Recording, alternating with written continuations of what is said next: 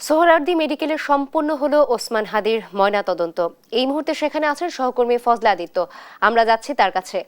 আদিত্য, সোহরাওয়ার্দী মেডিকেলে ওসমান হাদির মরদেহ নিয়ে আর কি কি কার্যক্রম বাকি আছে? জানাজার জন্য কখন নেওয়া হবে তার মরদেহ?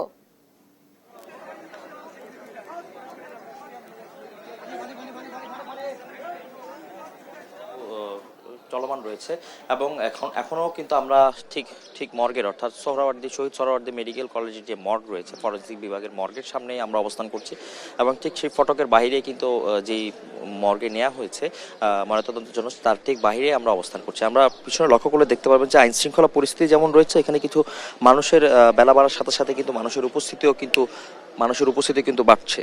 তো আমরা একটা জিনিস লক্ষ্য করছি যে এখানে কিন্তু বেশ কয়েকবার বেশ কিছু সেনা মোতায়েন করা হয়েছে, পাশাপাশি এখানে বিভিন্ন আইন শৃঙ্খলা মোকাবেলায় কিন্তু পুলিশও মোতায়েন করা হয়েছে।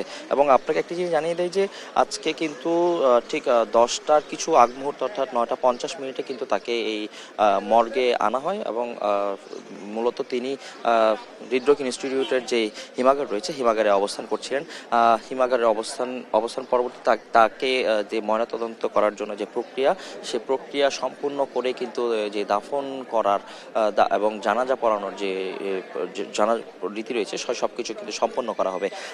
তবে এখানে কিন্তু আমরা যেটি এখনো পর্যন্ত জানতে পেরেছি যে সবকিছু মিলিয়ে কিন্তু এই স্থানটিতে কিন্তু কঠোর নিরাপত্তার মধ্যে দিয়ে কিন্তু নেওয়া হচ্ছে এবং আর অল্প কিছুক্ষণ সময়ের মধ্যে হয়তো তাকে এখান থেকে নিয়ে হয়তো তার যে আনুষ্ঠানিকতা, ধর্মীয় রীতিনীতির যে আনুষ্ঠানিকতা, সেই আনুষ্ঠানিকতা সম্পন্ন হবে।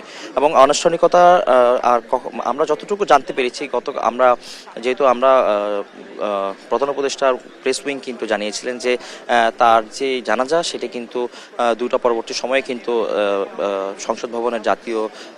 জাতীয় সংসদ ভবনের কিন্তু দক্ষিণ প্লাজায় অনুষ্ঠিত হওয়ার কথা রয়েছে।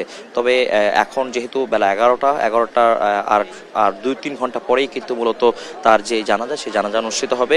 এর মধ্যে তার যে প্রক্রিয়া, তার যে ময়নাতদন্তের যে মর্গের যে প্রক্রিয়া, সে প্রক্রিয়া সম্পূর্ণ পরবর্তী সময়ে কিন্তু তাকে সেই দক্ষিণ প্লাজায় নিয়ে যাওয়া হবে এবং সেখান থেকে যতটুকু আমরা জেনেছি যে জাতীয় কবি কাজী নজরুল ইসলামের সমাধির পাশে কিন্তু তাকে শায়িত করা হবে। সেখানেও কিন্তু আমরা জানতে পেরেছি যে সেখানে আমাদের প্রতিনিধির সহকর্মী রয়েছে, তার মাধ্যমে আমরা জানতে পেরেছি সেখানেও কিন্তু পরিচর্যা করা হচ্ছে এবং এখন পর্যন্ত এই কোন স্থানটিতে কোন পাশে তাকে শায়িত করা হবে সেটিকে এখনো নির্ধারণ প্রক্রিয়া কিন্তু চলমান রয়েছে। এই ছিল আমার কাছে ফরেনসিক ডিপার্টমেন্ট অর্থাৎ মর্গের সামনে থেকে সর্বশেষ তথ্য। নাবিলা, ধন্যবাদ আদিত্য।